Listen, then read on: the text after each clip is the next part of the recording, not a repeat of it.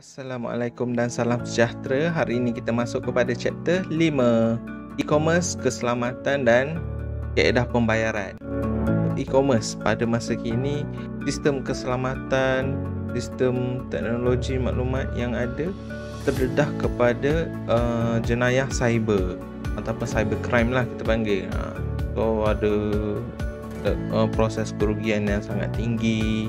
Sebab apabila ada jenayah cyber ni kan terkena serangan kepada e-commerce. Tengok kepada what is good e-commerce security.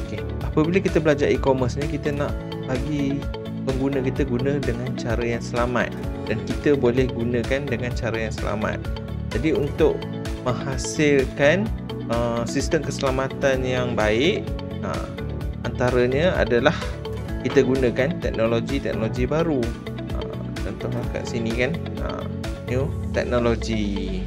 So lepas tu kita tetapkan polisi dan prosedur yang tertentu lah, dan kita juga perlu mengikuti law, undang-undang kerajaan dan perniagaan lah yang berkaitan.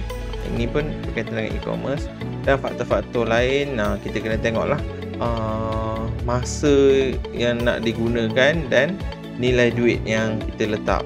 Berapa banyak kita sanggup laburkan kepada e-commerce ni untuk dapatkan sistem keselamatan yang lebih baik.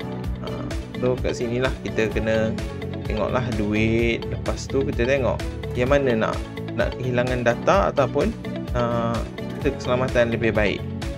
So kena pandai imbang lah.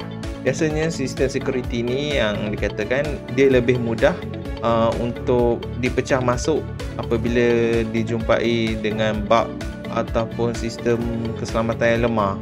Weakest link ni dia akan carilah dekat mana tempat yang lemah, dia akan masuk dekat situ. Ini contoh kepada e-commerce security environment. Kita ada kat sini data. Yang ni organisasi polisi dan undang-undang. Kedua-dua benda ni adalah melindungi data. Data siapa? Data pengguna. Data pengguna yang duduk dalam e-commerce. Yang ni awak boleh baca, ini adalah dimensi untuk kelas sistem keselamatan e-commerce. Daripada pengguna perspektif dia apa, dan daripada peniaga perspektif dia apa. Boleh baca nanti kat sini. Apabila kita cakapkan antara keselamatan dan nilai-nilai yang lain, contohnya kat sini kita ada kadang-kadang bila sistem keselamatan terlalu tinggi boleh membuatkan kita punya server slow. Jadi proses untuk e-commerce ni akan jadi lebih lambat. Bila kita nak klik sesuatu atau nak tunjuk gambar, dia proses loading sangat lama. Inilah kita kena tengok jugalah benda ni. Sistem keselamatan yang macam mana kita nak letak. Dan public safety dan criminal uses. So dekat sinilah mereka boleh gunakan, penjenayah-penjenayah boleh gunakan. Sebagai contoh, kalau ada hacker, dia boleh hack. Bila dia hack, sistem keselamatan yang lemah, dia boleh hack. Jadi yang rugi dia adalah peniaga. So kat sini tiba-tiba dia dapat barang secara percuma dengan cara hack. Sistem keselamatan yang lemah lah. Kalau kat sini titik lemah dia yang dikatakan adalah client, server dan communication pipeline. Ada 3 benda lemah. Pertama, client ni pengguna lah, pengguna kita punya e-commerce. Itu satu. Kedua, poin yang lemah adalah server pelayan atau tempat yang kita letak e-commerce tersebut, server tersebut. Itu pun satu titik yang lemah. Dan satu lagi adalah line komunikasi, maksudnya internet lah. Internet yang di tengah-tengah, yang bila kita gunakan internet tu selamat ke tak selamat. Contohnya wifi dia boleh kena hack, ataupun sistem dia tak ada gunakan VPN dan sebagainya. Jadi sistem komunikasi ni pun sangat penting, dan dia dikatakan antara kategori yang lemah lah, titik lemah. Ini contoh dia lah. Kalau awak tengok kat sini, contoh ni credit card dengan bank. ISP ni contohnya Celcom, Maxis dan sebagainya lah, dia bagi internet. Jadi apabila kita nak membeli secara online daripada sini, bila kita nak beli, contoh kat sini, online customer, dia nak beli secara online. Dia pergi online, dia pergi laman web, contohnya Shopee. Dia masuk dan dia bayar. Bila nak bayar tu, dia automatik kena gunakan bank kan, contoh FPS ataupun kita gunakan kad. So terlibat lah kad dengan ni. Dia akan masuk. So kat sini dia proses balik, validate balik dengan database Shopee. Okay, dia check. Okay, kalau lepas, benda ni dah lepas, so apa yang terjadi? Okay, boleh proses kepada barang. Macam ni, proses barang. Dan barang pun akan dihantar kepada customer tersebut. Inilah cara proses dia, yang biasalah. Tapi bila awak tengok dekat sini, nampak tak dia punya kaunter pembesar dekat mana? 1, 2, 3, 4, 5, 6, 7. Ada pelbagai jenis serangan yang boleh dikenakan terhadap proses ni. Contohnya kalau dekat server, dekat bank yang ni, dia kena DOS attack atau DDoS attack lah. Kecurian kad kredit, benda ni. Ni security breach, hacker boleh tembus masuk kat sini. Customer list hack, boleh tengok customer beli barang apa. Database ni boleh dipecah masuk menggunakan SQL injection. Lepas tu ada web beacon. Web beacon ni dia akan tengok consumer ni atau pengguna ni guna apa benda.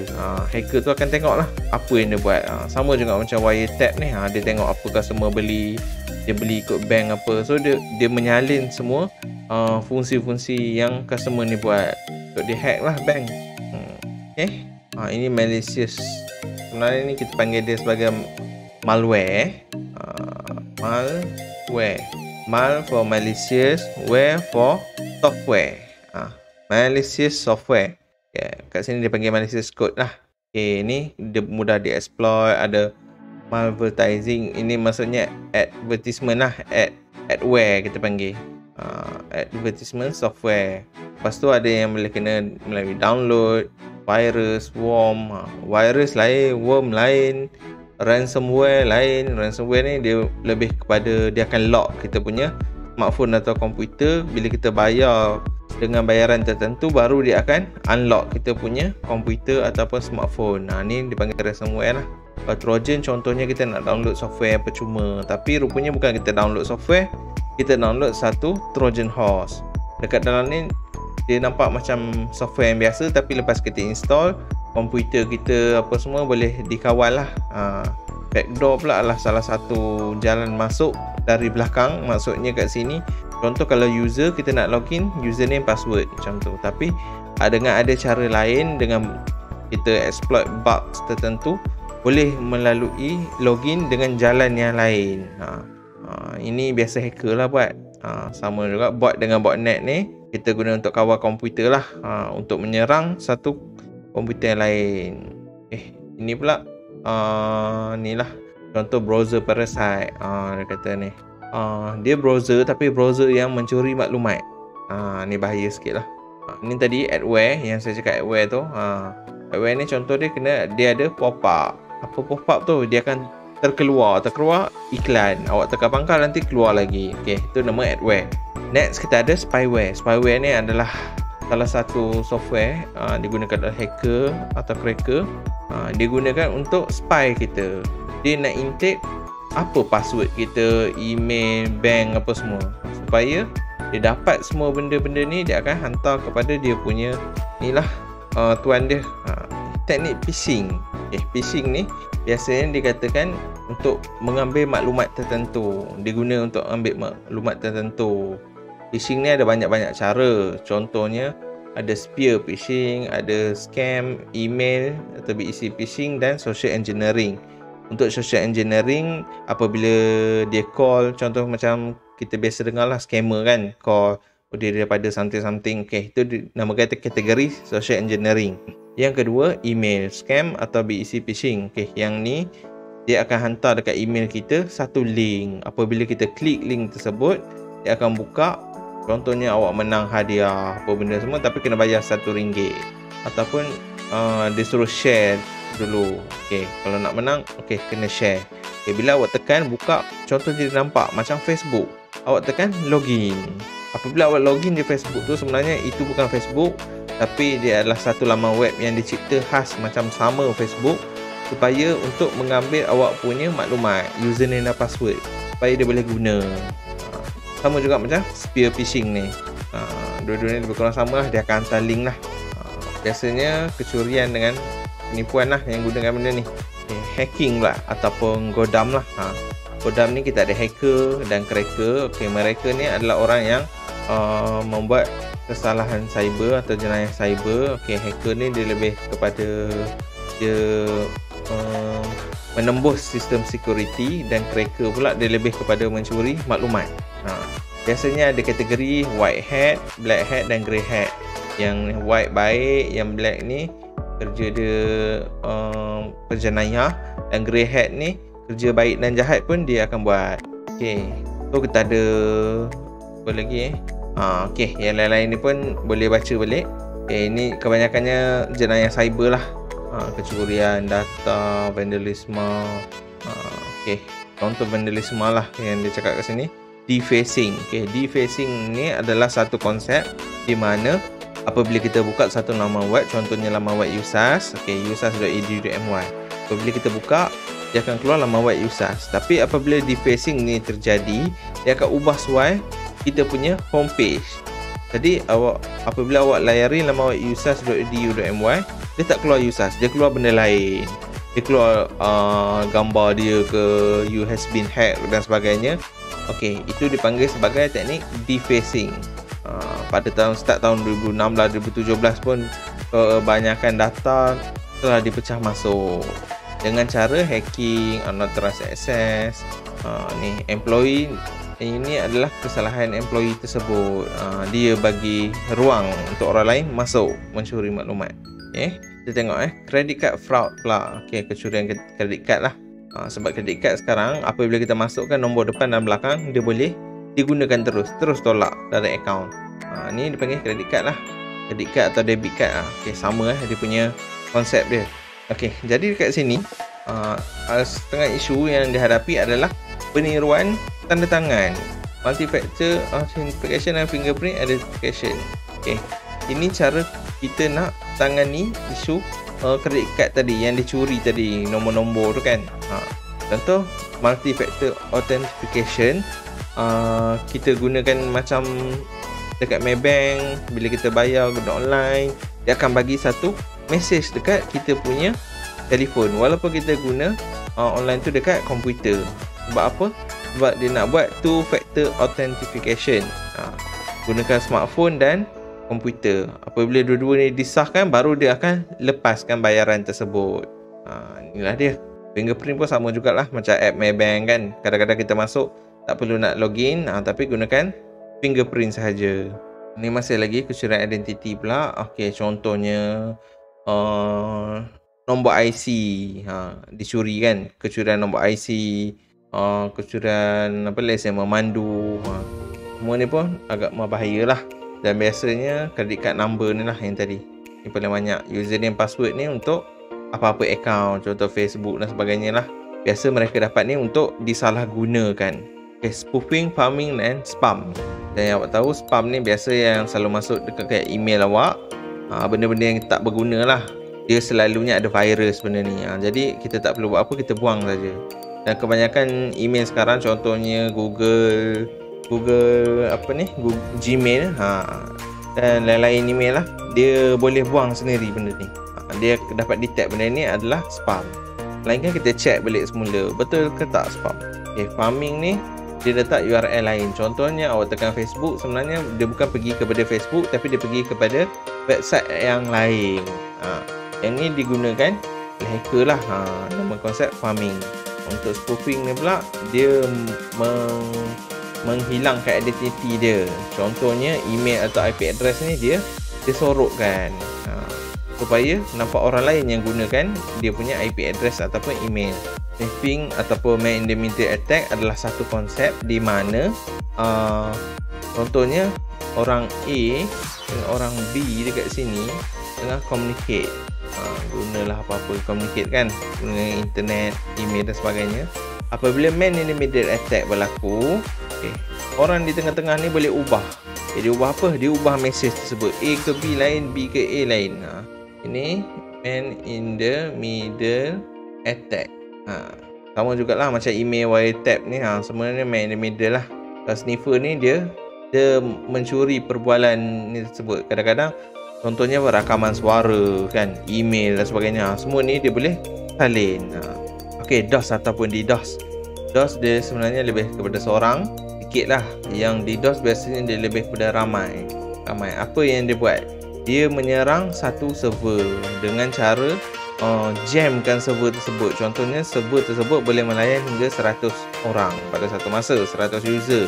Tapi dengan di DOS atau DOS ni, dia menggandakan komputer tu supaya lebih banyak daripada 100. Contohnya 1000 komputer masuk pada masa yang sama. Bila jadi kat situ dekat server tersebut tidak dapat menampung, lalu server tu down. Itu kita panggil dia server down. Kebanyakannya kena DDoS atau DOS lah. Insider attack ataupun attack daripada orang dalaman. Biasanya dia kelemahan kepada pekerja-pekerja lah. Pekerja-pekerja yang makan rasuah dan sebagainya, dia akan melakukan kerja yang macam ni. Terdapat juga kelemahan software. Contohnya software yang kita gunakan dalam develop e-commerce ni, sistem security dia lemah sebab dia ada beberapa kelemahan dekat sini. Contohnya dia boleh guna SQL injection, zero day vulnerability. So dekat sini kita kena tengok dulu software apa yang kita akan gunakan, sistem security yang jenis macam mana. Okey, ini lebih kepada social network pula lah. Security social network. Contohnya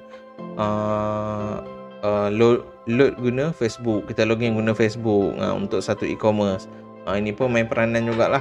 Kadang-kadang sistem security kat situ lemah, jadi hacker ataupun cracker dia boleh gunakan kita punya Facebook untuk exploit dan masuk ke dalam e-commerce tersebut. Benda ni. Ni lah contoh fake offering. Dia kata untuk share, lepas tu like button, fake app. Bila kita tekan like button, dia suruh login kan. Account kita kena login. Bila awak login macam tu, itu maksudnya dia dah ada awak punya data. Phishing, smishing, SMS spoofing, malware. Okey, ini terjadi pada mobile. Okey, kelemahan pada mobile. So kat sini ada banyak kan konsep kelemahan sistem security ni, daripada network, daripada social network, daripada PC tersebut, daripada mobile. Awak boleh tengok macam-macam jenis. Okay. So dekat sini kita tengok cloud. Cloud ni adalah contohnya macam Google Google Drive. Kita letak satu kat Google Drive. Awak rasa selamat atau tak? Sebab apa yang kita letak dekat Google Drive ni, kita tak tahu dekat mana server tersebut diletakkan.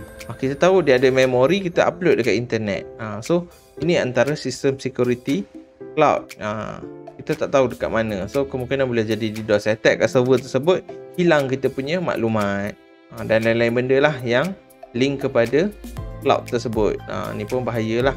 Okey, Internet of Things pula adalah salah satu konsep internet yang digunakan secara mobile.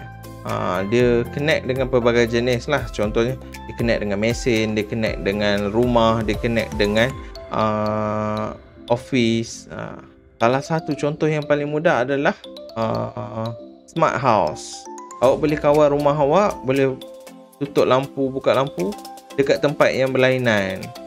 Rumah awak tak ada siapa, tapi awak boleh kawal lah, lampu boleh buka tutup gunakan software tertentu. Ini dipanggil Internet of Things. Ini pun ada kelemahan lah. Apabila hacker apa semua boleh exploit benda ni, dia dapat tahulah macam mana nak masuk rumah awak. Ini antara teknologi yang kita apply untuk tutup sikit kelemahan tersebut. Contohnya daripada internet komunikasi tadi, ada man in the middle attack kan, boleh attack tengah-tengah, kita letakkan encryption.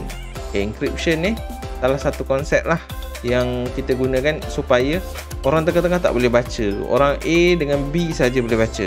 Orang yang akan curi masuk di tengah-tengah, dia tak ada kunci nak buka maklumat tersebut. So apa yang nampak, dia nampak perkataan yang dia tak boleh nak baca. Secure channel of communication ni, dia punya konsep encryption lah. Gunakan apa? Macam ni ada SSL, TLS, VPN dan Wi-Fi ni. Dia nak menutup kelemahan komunikasi tadi. Bila dia masuk, contoh macam VPN kan, orang tak boleh nak trace dia dekat mana sebenarnya. Sama juga macam firewall dan ni, dia menghalang daripada orang menceroboh kita punya network. Ni contohlah antara benda yang kita boleh apply dekat e-commerce tadi untuk mengurangkan, memperketatkan sistem keselamatan kita. Ni encryption macam yang saya cakap tadi. Encryption ni dia akan memberikan satu konsep hashing, ataupun konsep ni dipanggil cipher lah. Data daripada teks yang boleh dibaca oleh sender dan receiver saja. Orang tengah-tengah tak boleh nak baca. Okey, konsep ni. Cara dia nak scramble data tersebut supaya orang tak boleh baca, ada banyak cara lah. Banyak jenis encryption dia panggil. Okey, contohnya DAS, AES, dia ada banyak lah. Teknik-teknik kita nak buat kunci untuk encryption. Inilah dia ada public key dengan private key. Ini tak apa kalau tak dapat lagi nak faham, sebab ni lebih fokus kepada IT lah. Okay. Ini adalah salah satu gambar rajah yang mudah lah untuk awak faham. So kalau kat sini daripada message yang asal, buy XYZ at $100. Dia cakap benda ni. Okay, apabila receiver ni dia ada public key. Public key ni akan bagi sekali. Message encrypt in ciphertext. Okay, dia kunci ni dia akan buka, dia akan jadi macam ni. So dia akan jadi encrypt macam ni, baru dia akan masuk dekat internet. Apabila masuk kat sini, orang yang nak terima, dia ada dia punya kunci juga. Sama juga. Ni ada kunci, ni ada kunci. Nak baca dia mesti ada kunci. Kunci tu dia punya ni lah, cipher dia lah. So yang ni dia ada kunci, dia boleh buka. So dia akan baca buy XYZ at $100. Okay, dia pun boleh baca sebab dia ada key. Kalau tak ada key boleh baca tak? Tak boleh. Dia akan nampak macam ni saja. Inilah yang menggunakan hash, digest, signature dan sebagainya. Ni untuk public key. Okay, tak apa, dia lebih kurang sama je. Cuma ni lebih spesifik lah. Contohnya hash untuk cipher jenis apa, konsep. Digital envelope. Okay, digital envelope ni dia lebih kurang sama. Dia sama juga macam tadi, kriptografi tadi, kita encryption. Cuma dekat sini cara nak proses tu, dia nak envelope kan dengan cara kriptografi. Sama juga macam tadi, dia nak proses. Tapi dia ada digital envelope. Digital envelope ni tak boleh nak baca, tak boleh baca. Melainkan kalau ada kunci. Konsep dia senang je, kena ada kunci sebelum boleh baca. Okay, digital certificate dengan public key infrastructure. Okay, apabila kita cakap digital certificate, contohnya apabila kita pergi satu website, satu transaksi yang kita nak bayar dan sebagainya, dia ada dia punya certification authorities. Ni nama dia. So dekat sini dia akan check dulu lah, request certificate ni sah ke tak sah, betul tak. So benda ni ada, boleh dicek. So komputer kita akan check lah. Okay, betul, complete, sah, boleh bayar. Okay, tapi kelemahan-kelemahan untuk PKI ni tadi, dia kata kita tak boleh nak verify komputer peniaga tu adalah secure atau tidak. Okay, ni yang tadi SSL, TLS, VPN, Wi-Fi. Kalau Wi-Fi ni kita punya Wi-Fi password kan. Wi-Fi password gunakan WPA2 atau WPA3 ni type of encryption dia. Cara dia nak proses juga. Ni contohlah kalau kita pergi ke internet gunakan SSL dengan TLS. So dengan ada sertifikat tertentu, dia boleh dia boleh encrypt dan decrypt kita punya message. So orang susah nak tembus kita punya communication. Yang ni macam tadilah, kita firewall tersebut boleh dihalang daripada penceroboh.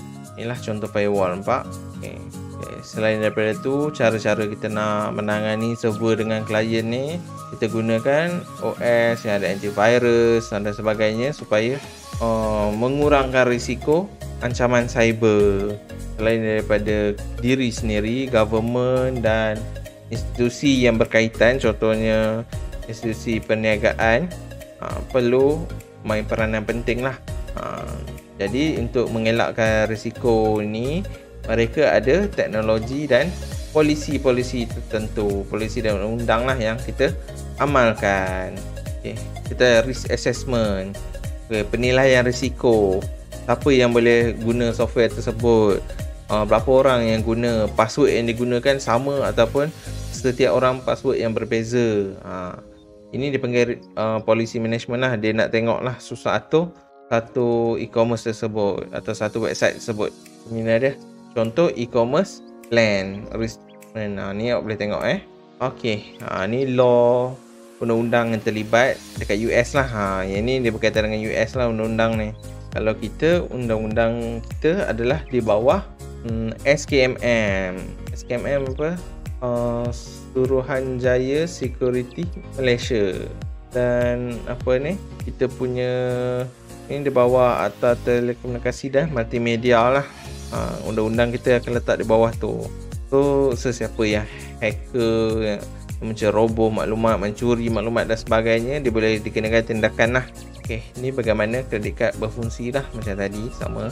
Selain kalau kita tak nak gunakan kredit kad, kita boleh juga gunakan alternatif lain. Contoh kat sini disarankan PayPal. Okey, tapi macam awak kalau tak nak PayPal, macam dekat kita, kalau kita gunakan Shopee, dia ada wallet dia sendiri kan, ataupun kita ada Touch 'n Go e-wallet dan sebagainya. Okay, wallet tersebut main peranan penting untuk menggantikan credit card ataupun debit card. Pembayaran menggunakan mobile, kalau dekat Japan, Korea dan sebagainya, kebanyakan guna NFC. NFC ni Near Field Communication yang ada pada smartphone. Okay, smartphone yang mahal dia ada benda ni lah. Benda ni dia boleh guna, dia konsep dia sama macam kad, macam Wave, PayWave dan sebagainya. Kita boleh wave tapi gunakan smartphone akan wave. Itulah konsep dia NFC. Selain daripada tu, kita boleh ada juga teknologi baru yang kita panggil dia sebagai blockchain. Okay, blockchain ni adalah salah satu konsep dalam cryptocurrency. Okay, kita tengok bagaimana blockchain berfungsi. Apa itu blockchain? Okay, apabila satu order yang diterima daripada user atau customer, okay, kat nombor 1 ni diterima, transaksi yang dia buat adalah P2P, maksudnya player to player lah. Maksudnya daripada customer tersebut dengan peniaga tersebut. Okay, antara dua ni je. Apabila user dah buat pengesahan, apa akan jadi? Transaksi tersebut akan dicek, disemak. Betul ke tak betul? Siapa yang semak? Dia akan disemak oleh orang lain. Siapa yang semak? Komputer lain. Bukan komputer yang ada dekat dalam server tertentu, tapi komputer ni dia lebih kepada contohnya miner kan. Kalau ada Bitcoin mining kita panggil kan, ataupun memang ada server-server tertentu yang untuk kita validate kan. Okay, dia akan check. Okay, jadi dekat sini orang yang buat kerja validate ni, dia ada dia punya server sendiri, komputer sendiri, dia boleh buat sendirilah. Kos dia tinggi lah nak buat benda ni. Tapi dengan syarat benda ni, apa yang dia buat, dia validatekan setiap perkara, dia akan check. Okay, contohnya macam tadi, nombor 1, nombor 2, okay, ni betul. Orang A dengan orang B ni betul, disahkan. Okay, komputer tu akan sah, komputer dia akan sahkan. Jadi apabila dia buat kerja tersebut, contohnya company blockchain ni akan bayar dia sedikit, ada bayarlah fee kat dia, dan diteruskan lagi, dia akan tambah blok dekat transaksi tadi. Ni transaksi tadi oleh 2 tadi. Okay, dia tambah lagi 1 blok maklumat dia lah, maklumat yang disahkan. Okay, lepas tu production warehouse logistik ni tambah lagi blok-blok yang lain. So perkara-perkara lain lah yang dia nak tambah. Apabila dah siap, order tu akan dipenuhi. Inilah konsep blockchain. Okay, cryptocurrency tadi dia gunakan teknologi blockchain tadi untuk membuat pelbagai jenis cryptocurrency lah kita panggil. Contoh benda yang paling mudah lah untuk awak faham, Bitcoin adalah salah satu cryptocurrency. Selain Bitcoin, kita panggil dia sebagai alternate coin ataupun altcoin. Ni altcoin. Kita ada Ethereum, ada Ripple, Litecoin, kita ada ADA, kita ada banyak lagi benda-benda ni sebenarnya untuk cryptocurrency. Sebab apa dia buat benda ni? Coin-coin ni sebenarnya dia buat untuk startup, untuk naikkan modal. Apabila dia buat satu coin, satu jenis cryptocurrency, so orang akan melabur dekat dalam cryptocurrency tersebut. So dia boleh dapat dia punya modal untuk menjalankan dia punya bisnes. Ini untuk online billing ni, kita nak bayar bil lah. Bila cakap bayar bil, contoh paling mudah kalau dekat sini kita ada dekat Malaysia, JomPay. JomPay kan, JomPay. JomPay ni macam mana? Kita masukkan nombor 5 digit nombor untuk mana-mana company. Lepas tu kita masukkan nombor account. Lepas tu boleh bayar terus. Inilah dia untuk online billing. Area. Okay. Kebanyakan dalam ni pekerjaan dia adalah cyber security lah. So setakat ini saja untuk kali ini berkaitan dengan ancaman cyber, cara kita nak mengatasi dan beberapa alternatif lain yang kita gunakan selain daripada credit card, cara pembayaran lah. Okey, setakat ini saja untuk hari ini. Sekian, terima kasih. Assalamualaikum.